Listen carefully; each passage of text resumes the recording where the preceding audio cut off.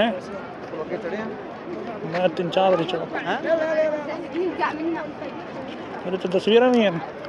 हैं पिटियाँ कौन ने नहीं मैं कई हो रही है मारे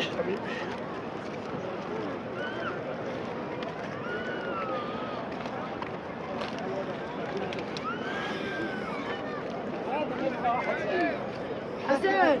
شوف الصورة بس لي مفروض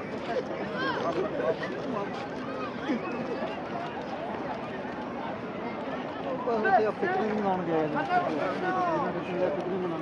फिक्री बनाने से थोड़ी जा रहा है कि ऊपर क्या है क्या नहीं बस ऐसे एक जो पहाड़ में एक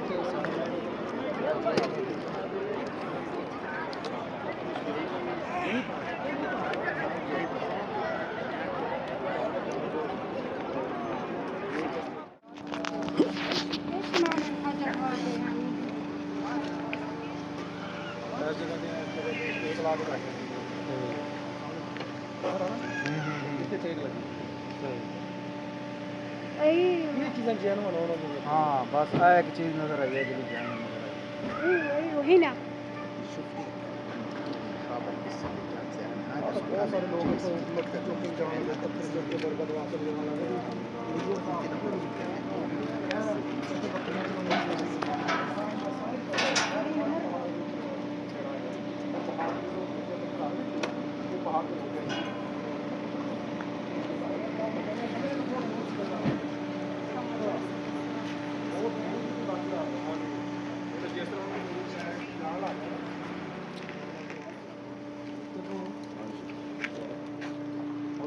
अक्सर अपना अक्सर देखो मैं कई बार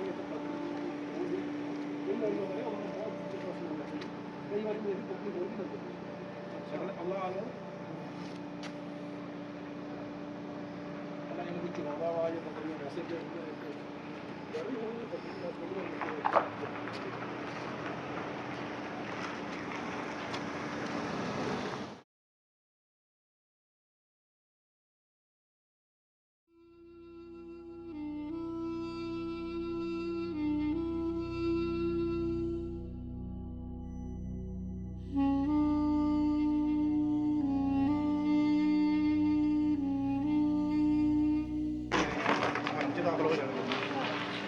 प्यार बहुत सिरा हाँ वो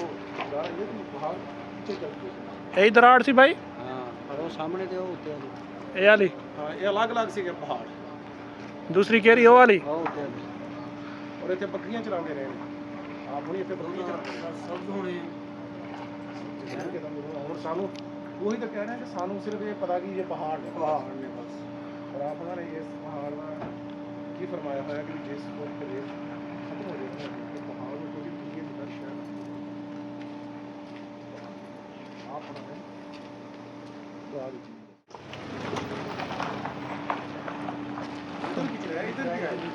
कबूतर ना आसन भाई पीछे